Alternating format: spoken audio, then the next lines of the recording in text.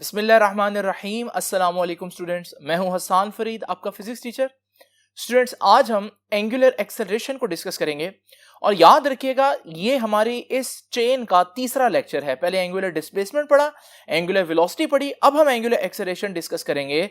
ये तीनों चीजें आपको अच्छी तरह से आनी चाहिए। आइए स्टार्ट करते हैं आज का लेक्चर। स्टूडेंट्स, एंगुलर एक्सेलरेशन जैसे कि आप देख रहे हैं दो वर्ड्स हैं। पहले तो मैं इस वर्ड को डिस्कस करता हूं कि एक्सेलरेशन का क्या मतलब होता है। आप लोगों ने देखा होगा कि हम ये जो वर्ड है ना एक्सेलरेट, इसको ना सिर्फ फिजिक्स में बल्कि आम डेली लाइफ में भी हम यूज करते हैं। मिसाल के तौर पर अगर कोई शख्स सुस्त काम कर रहा हो, कम स्पीड पे काम कर रहा हो, तो हम कहते हैं भाई अपने काम को एक्सेलरेट कर, ठीक है ना, अपनी स्पीड तेज करो। तो एक्सेलरेशन का मतलब फिर क्या हुआ? एक्सेलरेशन का मतलब हुआ अपनी स्पीड को चेंज करना। तो जब भी किसी चीज की स्पीड या वेलोसिटी, अगर मैं वेक्टर टर्म में बोलूंगा, ठीक है जी, तो स्पीड या वेलोसिटी जब चेंज होती है तो हम कहते हैं कि उस बॉडी के पास एक्सेलरेशन है। तो मैं आसान अल्फाज में लिख देता हूं कि एक्सेलरेशन का क्या मतलब होता है। एक्सेलरेशन का मतलब होता है चेंज इन स्पीड। तो यह तो हो गया जी थोड़ा सा तारुफ एक्सेलरेशन का।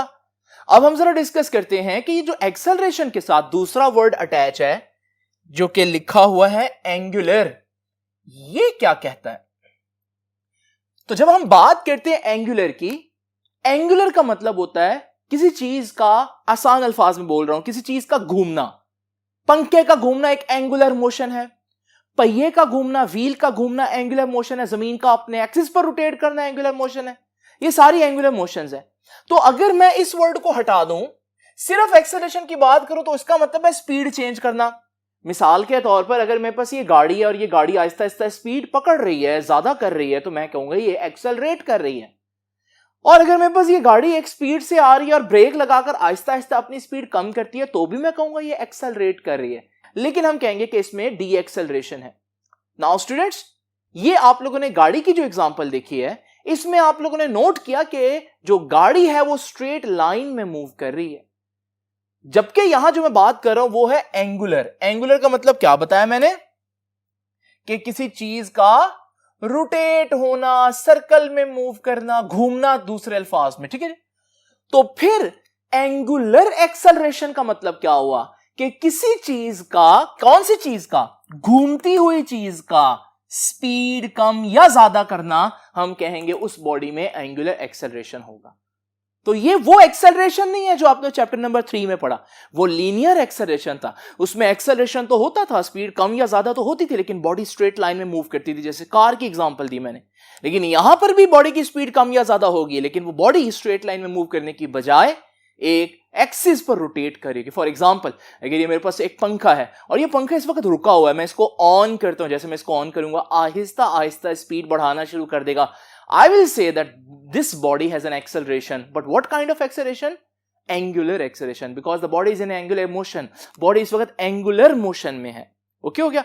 इसी तरह से हमारे पास अगर ये पंखा चल रहा था और मैं अचानक से इसको ऑफ करूं, तो अगेन यू विल सी कि बॉडी अपनी जो स्पीड है आहिस्ता आहिस्ता कम करना शुरू करेगी। Again I will say that this body has an acceleration, but what kind of acceleration? Because the body is doing angular motion, it is performing angular motion, तो मैं कहूंगा इसका एक्सेलरेशन तो है, लेकिन मैं उसको नाम दूंगा एंगुलर एक्सेलरेशन का। तो आसान अल्फाज में हम क्या कहेंगे कि जब भी कोई घूमती हुई चीज अपनी स्पीड बढ़ाए या अपनी स्पीड कम करे, तो उसमें एंगुलर एक्सेलरेशन होता है। और स्टूडेंट्स, हम ये भी कह सकते हैं कि स्पीड का वर्ड की बजाय हम वेलोसिटी का वर्ड भी यूज कर सकते हैं, ठीक है ना। ये सिर्फ आप लोग जानते हैं कि स्केलर और वेक्टर का डिफरेंस है। तो यहां से मुझे एंगुलर एक्सेलरेशन को डिफाइन करना है, और एंगुलर एक्सेलरेशन से रिलेटेड बहुत सी टर्म्स है जिनको डिफाइन करना है। पहले तो मैं एंगुलर एक्सेलरेशन की प्रॉपर डेफिनेशन लिखता हूं। तो what is angular acceleration? Rate of change of angular velocity, ठीक है जी। ये है एंगुलर एक्सेलरेशन की डेफिनेशन, कि जब भी किसी चीज की, घूमती हुई चीज की वेलोसिटी या स्पीड चेंज हो, तो उसे हम बोलते हैं एंगुलर एक्सेलरेशन। लेकिन चेंज कई किस्म का होता है स्टूडेंट्स। एक होता है सिंपल चेंज। सिंपल चेंज क्या होता है? उसमें आप टाइम को नहीं देखते। मिसाल के तौर पर मैं कहता हूं कि पाकिस्तान की आबादी जो है वो 3 करोड़ बढ़ गई, ये 3 करोड़ का चेंज आ गया पॉपुलेशन में, लेकिन ये सिंपल चेंज है। अगर मैं ये कहूं पाकिस्तान की आबादी 3 लाख हर मंथ में बढ़ रही है, अब ये भी तो चेंज ही है ना। लेकिन आपने देखा आप इस चेंज में टाइम को भी इन्वॉल्व कर रहे हैं। आप कह रहे हैं हर मंथ में चेंज आ रहा है। जब आप टाइम के लिहाज से चेंज देखते हैं फिर उसे चेंज नहीं बोलते, फिर उसे हम बोलते हैं रेट ऑफ चेंज। इसके लिए उर्दू में एक वर्ड है, रेट के लिए एक वर्ड है शरह। फिर आप उसको आबादी में इजाफा नहीं बोलेंगे, आप कहेंगे आबादी में इजाफे की शरह। तो ये हो गया हमारे पास एंगुलर एक्सेलरेशन। तो यहां से हम एंगुलर एक्सेलरेशन का सिंबल बता देता हूं मैं आपको, अल्फा होता है। तो इस डेफिनेशन से फार्मूला निकालते हैं, change of angular velocity. Angular velocity याद है आपको ओमेगा था, तो चेंज ऑफ एंगुलर वेलोसिटी क्या होगी? फाइनल जितनी वेलोसिटी है माइनस इनिशियल जितनी वेलोसिटी है। और क्योंकि ये सिर्फ चेंज नहीं बल्कि रेट ऑफ चेंज है, और रेट ऑफ चेंज में हम टाइम को भी इन्वॉल्व करते हैं, तो बेटा हम टाइम से डिवाइड करेंगे, वो जितना भी टाइम है डेल्टा टी। तो ये है हमारे पास फॉर्मूला एंगुलर एक्सेलरेशन। और मैं इसको मजीद सिंपल करके भी लिख सकता हूं। देखिए अल्फा को एज इट इज लिखूंगा, ये omega F final velocity angular और इनिशियल एंगुलर वेलोसिटी, इनको जब मैं माइनस करूंगा तो बेटा ये चेंज इन एंगुलर वेलोसिटी आ जाएगी। नीचे तो ऑलरेडी चेंज इन टाइम है, तो ये हो गया हमारे पास एंगुलर एक्सेलरेशन का फॉर्मूला। तो आपको ये तो आइडिया हो गया कि भाई आपको कैसे पता चलेगा कोई बॉडी एंगुलर एक्सेलरेशन रखती है या नहीं, जब उसकी स्पीड घूमते हुए उसकी स्पीड कम या ज्यादा हो। अब जरा देखते हैं एंगुलर एक्सेलरेशन से कुछ रिलेटेड टर्म्स जो आपको पता होनी चाहिए। उसमें एक टर्म है हमारे पास यूनिफॉर्म एंगुलर एक्सेलरेशन।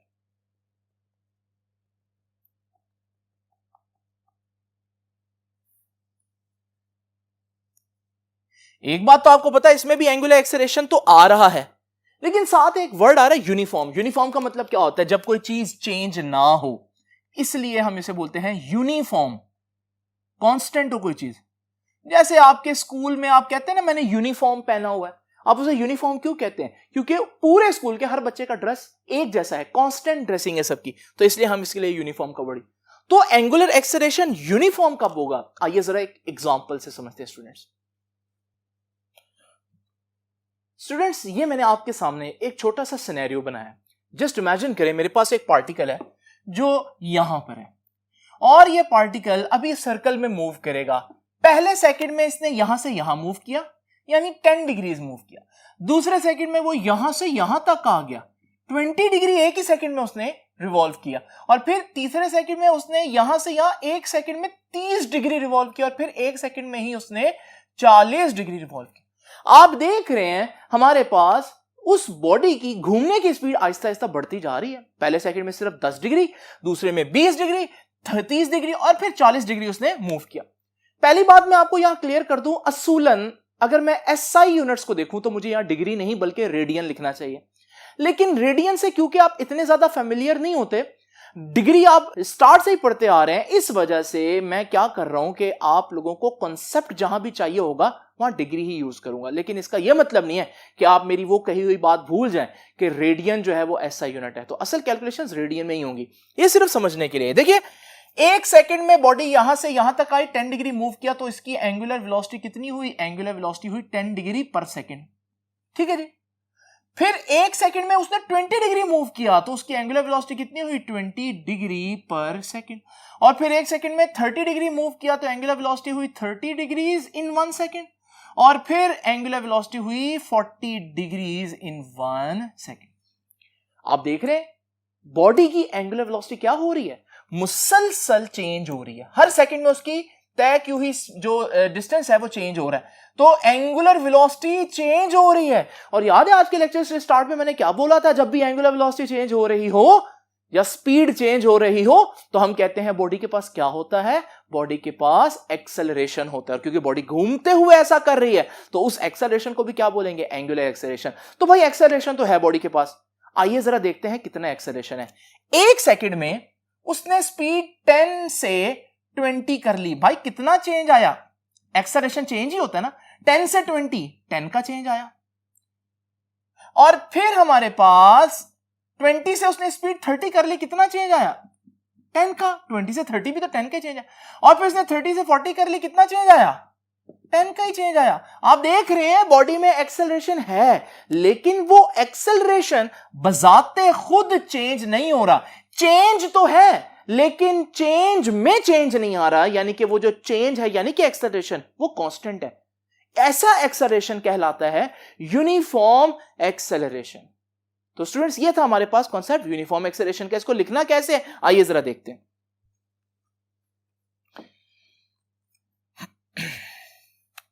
तो what is uniform acceleration? When a body changes its velocity, या एंगुलर वेलोसिटी कहूंगा क्योंकि चीज घूम रही थी। तो एक बॉडी अपनी वेलोसिटी चेंज कर रही है, लेकिन कैसे कर रही है?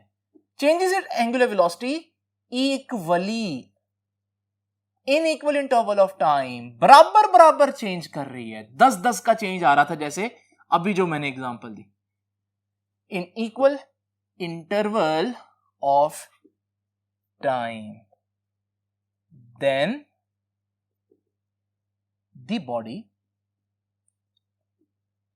is said to have, फिर हम कहेंगे बॉडी के पास क्या है? Uniform angular acceleration. ठीक हो गया स्टूडेंट्स? तो ये तो हो गया हमारे पास यूनिफॉर्म एंगुलर एक्सेलरेशन का थोड़ा सा तारुफ। अब जरा देखते हैं ये नॉन यूनिफॉर्म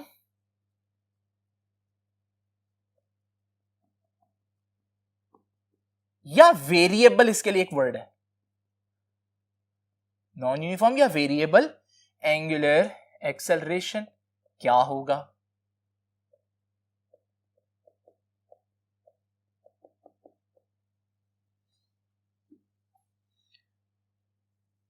तो स्टूडेंट्स अभी जो हम लोगों ने देखा उसी तरह की एक एग्जांपल अब मजीद हम देखते हैं।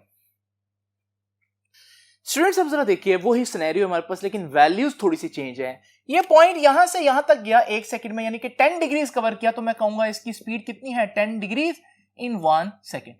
फिर इसने 1 सेकंड में 20 डिग्रीज कवर किया, तो मैं कहूंगा इसकी एंगुलर स्पीड या एंगुलर वेलोसिटी कितनी है? 20 डिग्रीज पर सेकंड।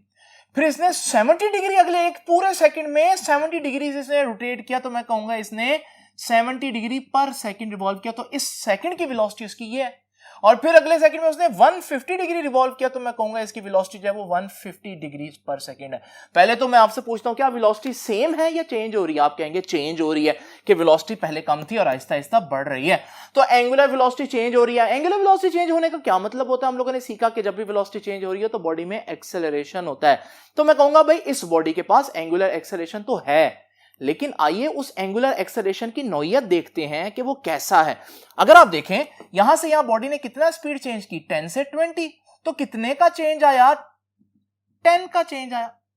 और फिर हमारे पास उसने 20 से 70 कर ली स्पीड, चेंज तो आया लेकिन कितने का? 50 का। और ये एक्सेलरेशन हुआ इस इंटरवल का। और अगर 70 से 150 देखें तो हमारे पास चेंज आ रहा है, लेकिन कितने का आ रहा है? 80 का आ रहा है। भाई एक्सेलरेशन तो है।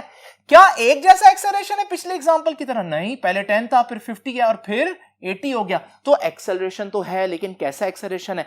ऐसा एक्सेलरेशन है जो बजाते खुद भी चेंज हो रहा है। एक्सेलरेशन जो है वो कांस्टेंट नहीं है, इसे बोलते हैं नॉन यूनिफॉर्म एक्सेलरेशन। आइए इसको डिफाइन करते हैं।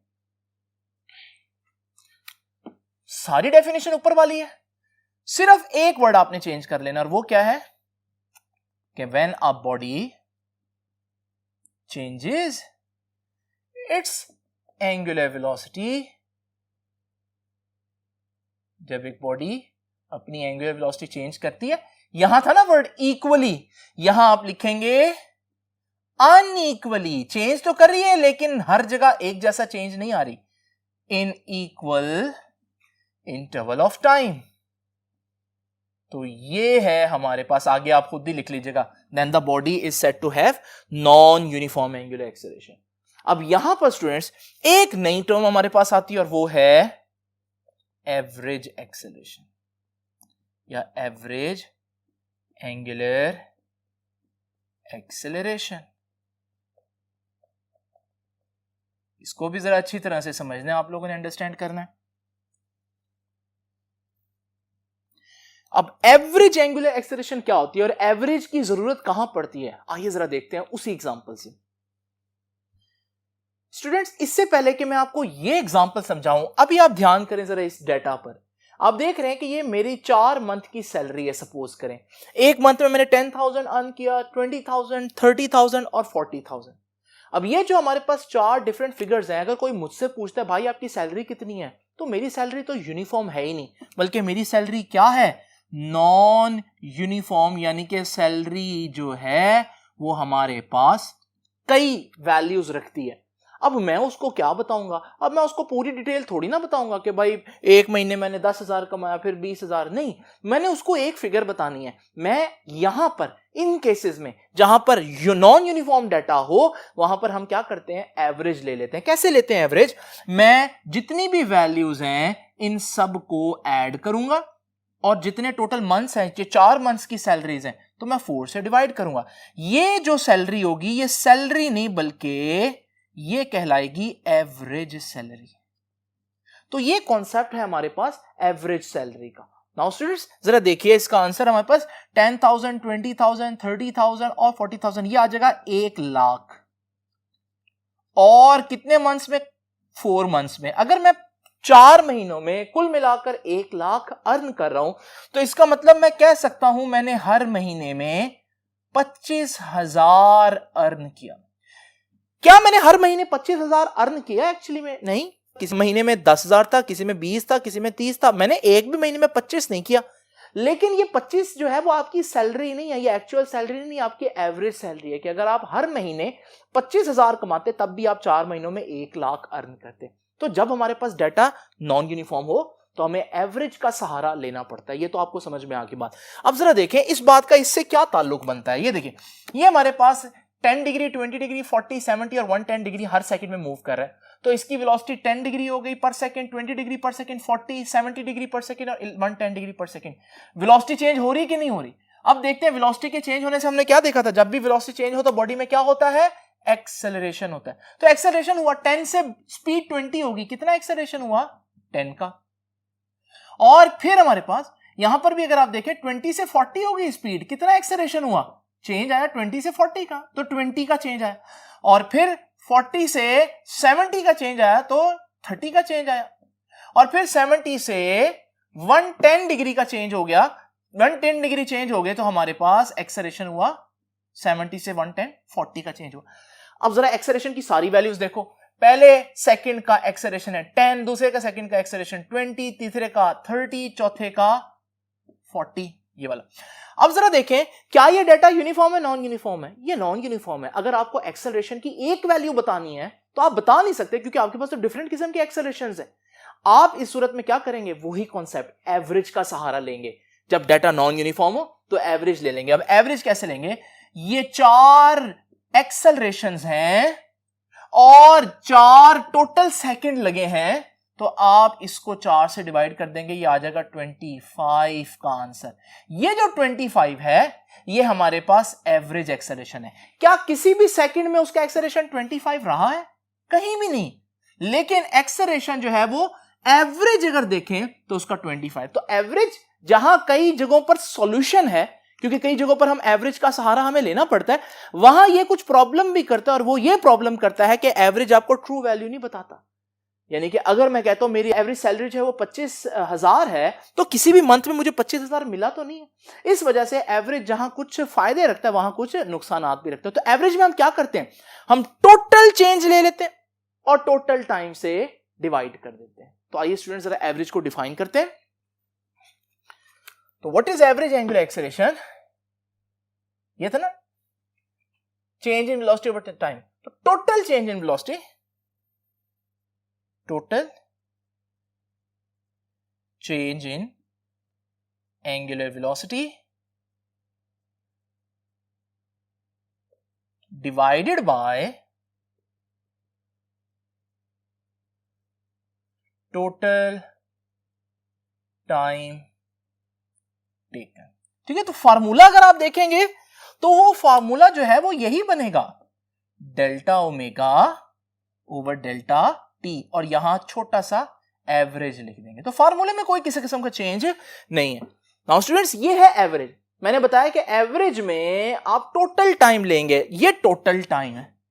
अब ये टोटल टाइम 1 घंटा भी हो सकता है, 10 घंटे भी हो सकते हैं, 50 घंटे भी हो सकते हैं, ठीक हो गया जी। लेकिन अगर आप ट्रू इंफॉर्मेशन देखना चाहते हैं, एवरेज नहीं बल्कि ट्रू, तो ट्रू इंफॉर्मेशन क्या होगी, आपको हर लम्हे की इंफॉर्मेशन बताई जाए। इस वजह से एवरेज एक्सेलरेशन की जगह पर हमारे पास एक और चीज भी है जिसे बोलते हैं इंस्टेंटेनियस एंगुलर एक्सेलरेशन।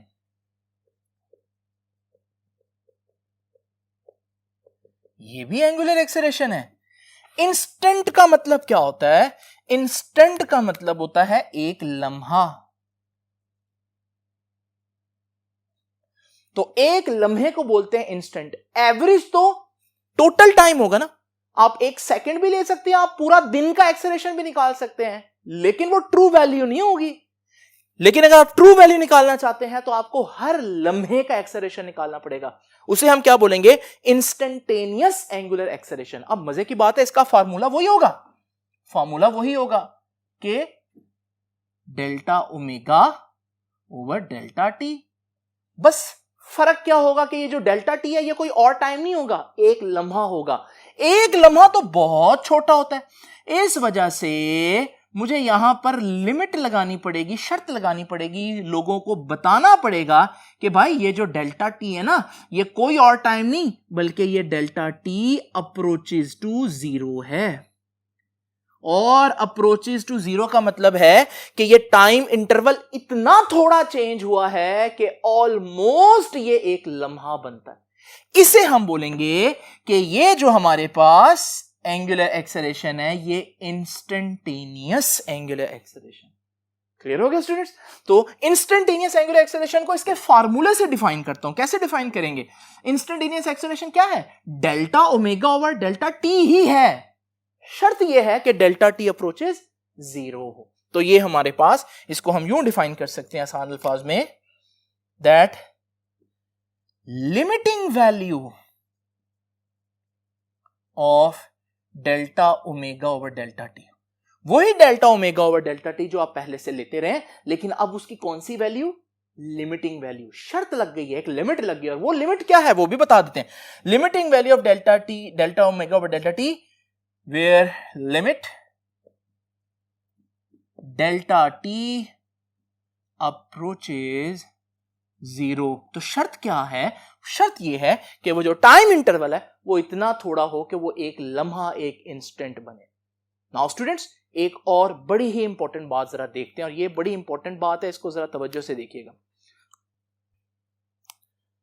स्टूडेंट्स, मैंने आप लोगों को थोड़ी देर पहले ये सैलरी जो नॉन यूनिफॉर्म सैलरी थी उसका मैंने आपको मसला बताया था। वो हर लम्हे की, मैं हर मंथ था लेकिन हर लम्हा बोल देता हूं क्योंकि अब इंस्टेंटेनियस का कॉन्सेप्ट आपको आ गया है। मेरी हर लम्हे की सैलरी क्योंकि डिफरेंट है तो मुझे एवरेज लेना पड़ा। हर लम्हे की कुछ और आ रही है और एवरेज कुछ और आ रहा है। अब जरा देखते हैं, इमेजिन करो मेरी सैलरी यूनिफॉर्म हो, हर लम्हे में मैं 10,000 कमाऊं। अब आप अगर अब एवरेज लेना चाहें, एवरेज कैसे लेते थे? सबको ऐड करो और टोटल जितने सैलरीज हैं, 3 सैलरीज हैं, उस पर डिवाइड कर दो, ये आ जाएगा 3000 ओवर 3। ठीक है जी। और 3000 ओवर 3 क्या बनेगा? 10,000 नहीं बनेगा। ये 10,000 क्या है? ये तो मेरी एवरेज सैलरी है। और मेरी हर लम्हे की सैलरी कितनी थी भाई? वो भी 10,000 थी। इसका मतलब क्या हुआ? अगर यूनिफॉर्म सैलरी हो तो फिर इससे फर्क नहीं पड़ता कि आप एवरेज लें या इंस्टेंटेनियस देखें, क्योंकि एवरेज और इंस्टेंटेनियस वैल्यूज आपस में बराबर हो जाती हैं। शर्त यह है कि आपका डाटा क्या होना चाहिए? यूनिफॉर्म होना चाहिए। तो यह बड़ा इंपॉर्टेंट ऑब्जेक्टिव बनता है स्टूडेंट्स, और वो ये कि if a body has uniform angular acceleration, अगर एक बॉडी का यूनिफॉर्म एंगुलर एक्सेलरेशन है तो फिर उसके एक लम्हे का एक्सेलरेशन ले लो यानी इंस्टेंटेनियस एक्सेलरेशन, या उसके पूरा एवरेज ले लो, हमारे पास इंस्टेंटेनियस एक्सेलरेशन और एवरेज एक्सेलरेशन आपस में हमेशा बराबर होंगे। ये बड़ी इंपॉर्टेंट बात है स्टूडेंट्स। ये तो हो गई कुछ चीजें आप लोगों की एंगुलर एक्सेलरेशन से related, uniform, non uniform, average, instantaneous. I hope कि आपको ये चीजें अच्छी तरह से समझ में आ गई होंगी। अब जरा स्टूडेंट्स आते हैं इस लेक्चर के एंड पर, इसके यूनिट को डिस्कस कर लेते हैं और फिर डायरेक्शन को। देखिए यूनिट क्या है, यहीं पर यूनिट को डिस्कस कर लेता हूं। आप लोगों ने एक अलग हेडिंग देनी है बकायदा, ठीक है। तो ये यूनिट है। देखिए यूनिट हमेशा फार्मूले से निकलता है। फार्मूले में ऊपर क्या है, वेलोसिटी। याद है वेलोसिटी का यूनिट क्या होता है? वेलोसिटी का यूनिट होता है रेडियन पर सेकंड। ये हम लोगों ने पिछले लेक्चर में डिस्कस किया। नीचे है टाइम। टाइम का तो अपना यूनिट सेकंड ही होता है। ये सेकंड जब ऊपर जाएगा तो ये रेडियन पर सेकंड स्क्वायर बन जाएगा। तो ये है हमारे पास एंगुलर एक्सेलरेशन का एसआई यूनिट। और अगर हमने यूनिट डिस्कस कर लिया है तो क्यों ना हम साथ डायमेंशन भी डिस्कस कर लें। डायमेंशन के बारे में मैंने आपको यह बात बताई थी कि जो रेडियन है ना, रेडियन, इसकी डायमेंशन नहीं होती, इसकी डायमेंशन नहीं होगी, सेकंड की होगी। सेकंड की डायमेंशन टी होती है, रेडियन की कोई डायमेंशन नहीं डाली, और सेकंड के ऊपर जो पावर है वो एज इट इज आएगी। तो ये हमारे पास डायमेंशन आ गई। क्या डायमेंशन होती है एंगुलर एक्सेलरेशन की? T-2। नाउ स्टूडेंट्स आखिरी चीज आज की, और वो है डायरेक्शन। तो आइए जरा देखते हैं कि एंगुलर एक्सेलरेशन जो है इसकी डायरेक्शन कहां को होती है। अगर आपको याद हो, मैंने एंगुलर डिस्प्लेसमेंट की डायरेक्शन आपको बताई थी। एंगुलर डिस्प्लेसमेंट जो है उसकी डायरेक्शन कहां थी? राइट हैंड रूल में। अगर एक चीज घूम रही है तो जब घूमते हुए आपने अपनी फिंगर्स को घुमाओ के डायरेक्शन में कर्ल करना है तो अंगूठा जो है वो क्या बताएगा? एंगुलर डिस्प्लेसमेंट बताएगा। अब जरा तवज्जो कीजिएगा, अगर एंगुलर वेलोसिटी की बात करें तो एंगुलर वेलोसिटी में भी यही रूल था, तो एंगुलर वेलोसिटी भी ऊपर को होगी। अब सवाल है कि एंगुलर एक्सेलरेशन कहां को होगा। तो स्टूडेंट जरा कॉपी पेंसिल निकाल लें, और ये बात जो मैं अब आपको बताने लगा इसको ध्यान से नोट कर लें, क्योंकि मैं ये नहीं लिखूंगा, आप लोगों ने ये बात खुद लिखनी है। स्टूडेंट्स ये देखिए, मेरे पास ये एक पंखा जो है वो फुल स्पीड पर घूम रहा है। जरा जल्दी से बताएं इसका एंगुलर डिस्प्लेसमेंट कहां होगा? आप कहेंगे राइट हैंड रूल, ऊपर को। एंगुलर वेलोसिटी कहां होगी? आप कहेंगे राइट हैंड रूल, ऊपर को। तो फिर एंगुलर एक्सेलरेशन कहां होगा बच्चों? आप कहेंगे राइट हैंड रूल और ऊपर को। नहीं स्टूडेंट्स, गलत हो जाएगा ये। आपने नोट किया मैंने क्या बोला? ये पंखा कैसे घूम रहा है? कांस्टेंट स्पीड से। और जब किसी चीज की स्पीड चेंज ना हो रही हो, तो आज का लेक्चर तो हम लोगों ने यही डिस्कस किया ना कि उसमें एक्सेलरेशन नहीं होता। तो इस वक्त एंगुलर डिस्प्लेसमेंट भी है, एंगुलर वेलोसिटी भी है, लेकिन एंगुलर एक्सेलरेशन नहीं होगा। तो एंगुलर एक्सेलरेशन कब होगा? जब स्पीड चेंज होगी। आइए स्टूडेंट इस फैन को ऑन करते हैं। जब हम इस फैन को ऑन करेंगे तो आप देखेंगे कि आहिस्ता आहिस्ता ये स्पीड बढ़ाना शुरू करेगा। मैं आपसे पूछता हूं एंगुलर डिस्प्लेसमेंट कहां है? आप कहेंगे राइट हैंड रूल में, ऊपर को। एंगुलर वेलोसिटी कहां है? आप कहेंगे राइट हैंड रूल, ऊपर में। और अगर मैं आपसे पूछूं एंगुलर एक्सेलरेशन है या नहीं, तो आप कहेंगे भाई अब तो स्पीड बढ़ रही है। और कहां को होगा? बेटा जहां पहले दोनों वेक्टर्स हैं एंगुलर एक्सेलरेशन भी ऊपर को ही होगा। इसका मतलब हम लोगों ने क्या सीखा? ये बात लिख लें डायरेक्शन की हेडिंग में, और ये बात लिखें कि when the angular speed is increasing, angular acceleration will be in the direction of angular velocity and angular displacement. कि जहां एंगुलर डिस्प्लेसमेंट और एंगुलर वेलोसिटी का वेक्टर था, एंगुलर एक्सेलरेशन का वेक्टर भी उधर ही होगा। लेकिन यह कब होगा? If speed is increasing. लेकिन हमेशा ऐसा तो नहीं होता। इमेजिन करें इस फैन को मैं ऑफ करता हूं, अब भी तो आहिस्ता आहिस्ता स्पीड चेंज कर रहा है ना, कम कर रहा है, लेकिन अब ये स्पीड कम कर रहा है, घूम तो उसी डायरेक्शन में रहा है। मैं कहूंगा एंगुलर डिस्प्लेसमेंट का, आप कहेंगे angular displacement right hand rule, ऊपर।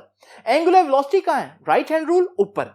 एंगुलर एक्सेलरेशन है या नहीं? आप कहेंगे है, क्योंकि हमारे पास अब स्पीड चेंज हो रही है लेकिन स्पीड कम हो रही है। तो यहां पर एंगुलर वेलोसिटी ऊपर को है, लेकिन एंगुलर एक्सेलरेशन यहां डाउनवर्ड होगा। तो स्टूडेंट्स ये बड़ी इंपॉर्टेंट बात है कि हम लोगों ने देखा कि if the speed is decreasing या एंगुलर स्पीड इज डिक्रीजिंग, तो फिर हम क्या कहेंगे? Angular acceleration will be opposite to angular velocity, यानी कि 180 डिग्री बनेगा इन दोनों के दरमियान। तो ये आप लोगों ने देखा कि हमारे पास एंगुलर वेलोसिटी और एंगुलर डिस्प्लेसमेंट जो थे ना, उनका एक डायरेक्शन थी, लेकिन एंगुलर एक्सेलरेशन की दो डायरेक्शंस होती हैं। अगर स्पीड बढ़ रही हो तो कोई और डायरेक्शन, अगर स्पीड कम हो रही हो तो फिर कोई और डायरेक्शन। और आपने ये देखा है, बहुत इंपॉर्टेंट बात, कि हर घूमती चीज में एक्सेलरेशन नहीं होता। हर घूमती चीज में तब एक्सेलरेशन होगा जब उसकी स्पीड कम या ज्यादा होगी। बिल्कुल जैसे हम कहते हैं उर्दू में कि हर चमकती चीज सोना नहीं होती, बिल्कुल इसी तरह से हर घूमती चीज में जरूरी नहीं कि एंगुलर एक्सेलरेशन हो, लेकिन हर घूमती चीज में एंगुलर डिस्प्लेसमेंट और एंगुलर वेलोसिटी जरूर होगी। स्टूडेंट्स, ये थे हमारे पास एंगुलर एक्सेलरेशन के कुछ कॉन्सेप्ट्स। आई होप कि आपको ये चीजें बहुत अच्छे से क्लियर हो गई होंगी, और ये 3 लेक्चर्स इस पूरे चैप्टर की बेस हैं। ये 3 लेक्चर्स पर इसलिए थोड़ा सा ज्यादा टाइम लगाया ताकि आगे आप लोगों को बार बार प्रॉब्लम ना आए। तो आई होप कि आज का लेक्चर आपको समझ में आया होगा। आपसे मुलाकात होगी अब इंशाल्लाह नेक्स्ट लेक्चर में। तब तक के लिए अल्लाह हाफिज।